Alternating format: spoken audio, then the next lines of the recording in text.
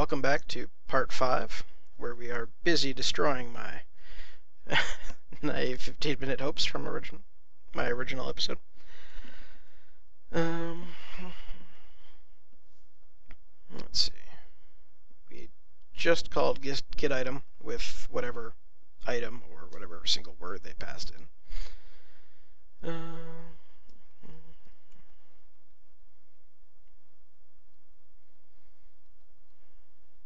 Let's see.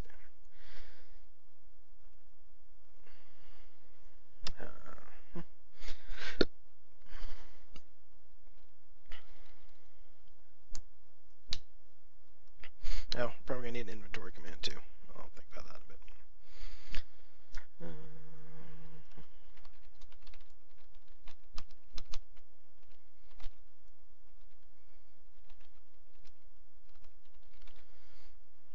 Alright, our items are equal to the current room.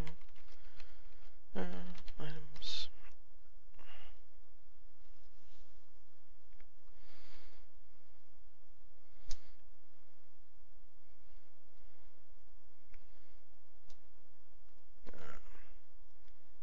Let's see.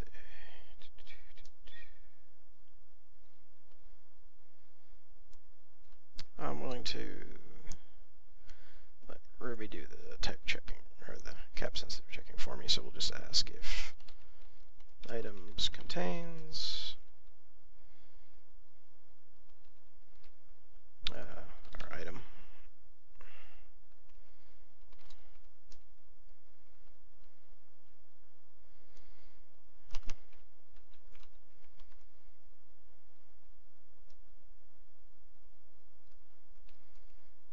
Otherwise, we return nil.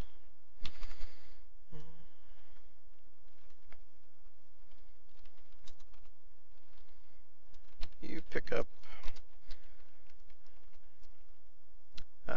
You'll notice this construct right here. If you're inside of a string, a double quote string, not a single quote string. If you change to single quote, you'll notice how that no longer looks special colory. You can do string interpolation, where you can open up we're basically back in our Ruby code right here, and we can write a variable or whatever we want to do a little math, maybe a ternary operator or something like that. So you pick up item. We'll let them know that they grab the item. We're going to set, what did we call player inventory? At inventory, we can treat inventory like a stack, so we're just going to push an item onto it. There's a lot of different ways to do this. Let me double check that our item is in fact just a string. Nothing interesting. Yep.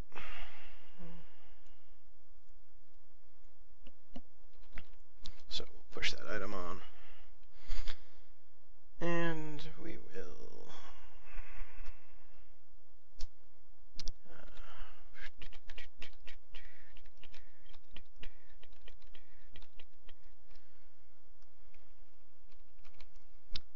double checking that I require sandwich. Yeah, I require that item to feed something.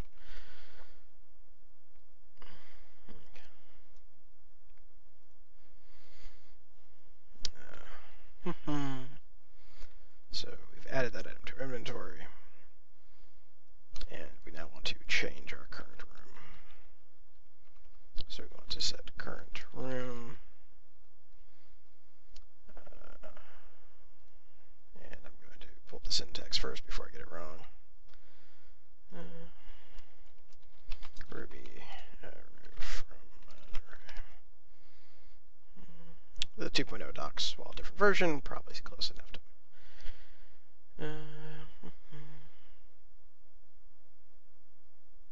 Delete if looks promising. Delete may also work. Delete B. Will this delete all, or first delete all items that are equal to object? Alright, that should be sufficient. And just to make sure that that is supported by our version,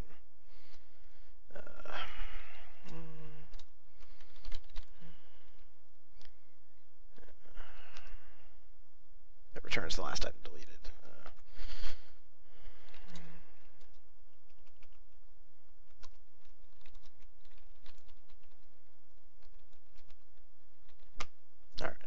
everything seems kosher. So for our current room item, which points to the same one as the rooms hash, for that's items.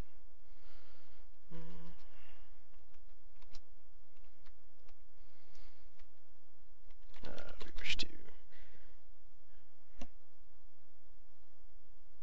actually, technically, we should just be able to, since we already have reference to that, should just be able to delete item.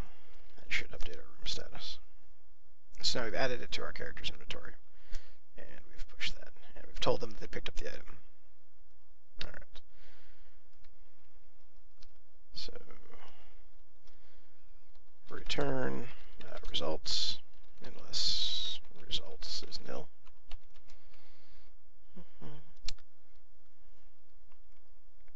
Otherwise, we continue on our way. So we've done look, we've done get. We'll have to do room-specific actions at the end.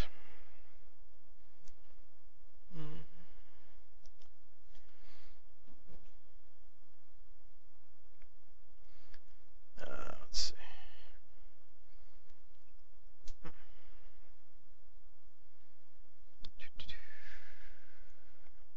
Look, it's... There was something else I want to do. I'm sure I will remember it when I watch this video later, because I probably said it earlier. So you should leave notes when you think of something. Oh, speaking of notes, that's no longer really true. And that's incredibly redundant. Well, I'll leave it.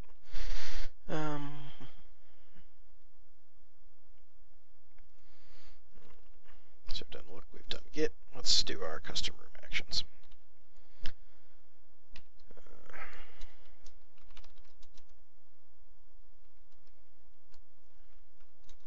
Let's say if our input looks like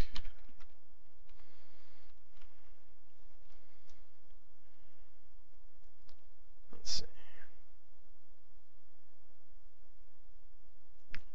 We have feed and wave. We're not going to worry about item arguments for now, since that just complicates what should be a relatively simple game. So we're just going to say if they put in a word, which this will catch and get, but that's fine because we won't do anything with it. And we will have returned if it was an actual get that we recognized. Actually, I should not return nil here. I should instead return couldn't find item.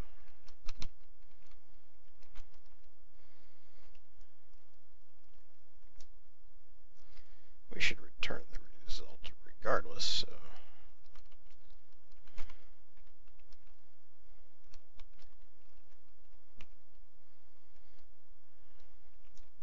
which is starting to look an awful lot like our look.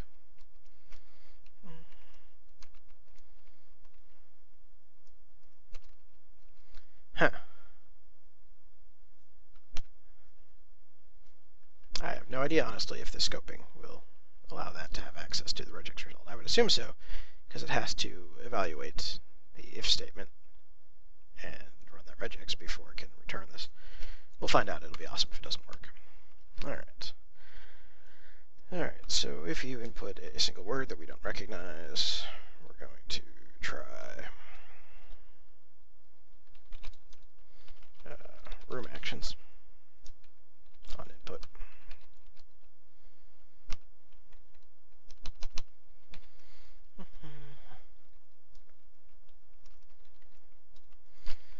After I do this, I'm really going to test it, and then we'll commit our changes.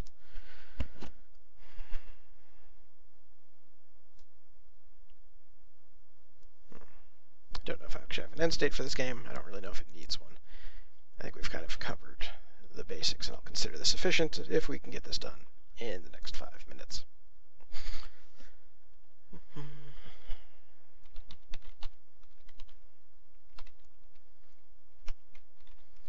Alright, so my actions are equal to current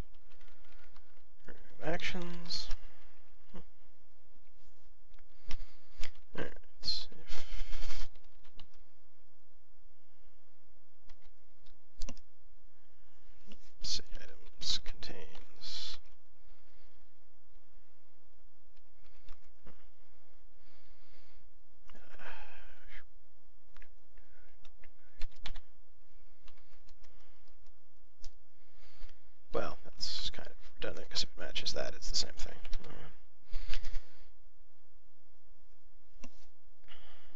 So once again, we're doing our same if this contains the... And we're doing so much the same thing that my mind copy pasted the same word there.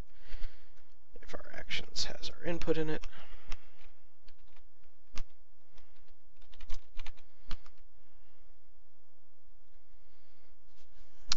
what can we do?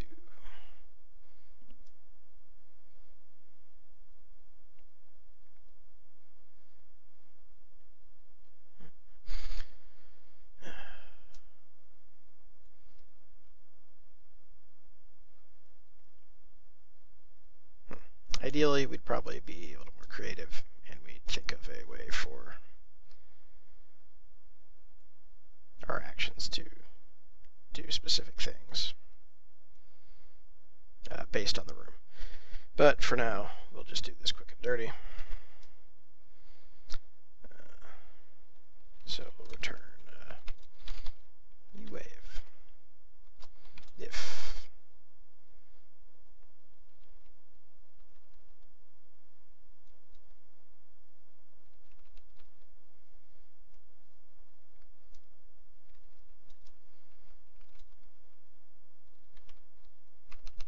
input is equal to wave.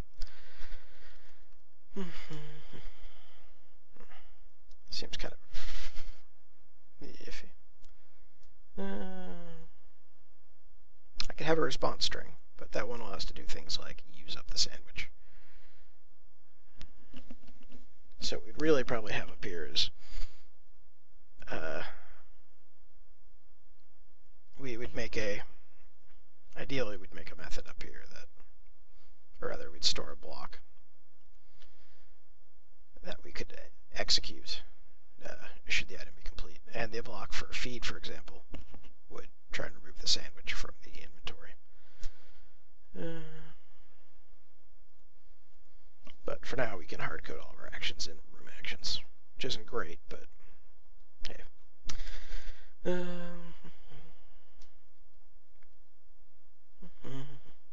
And we're getting close to time again.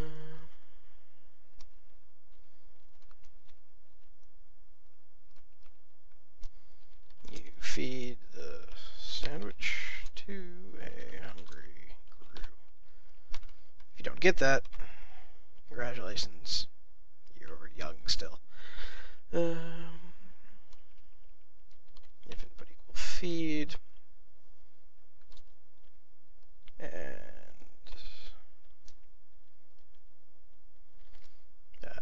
this again makes it redundant to have the required items. So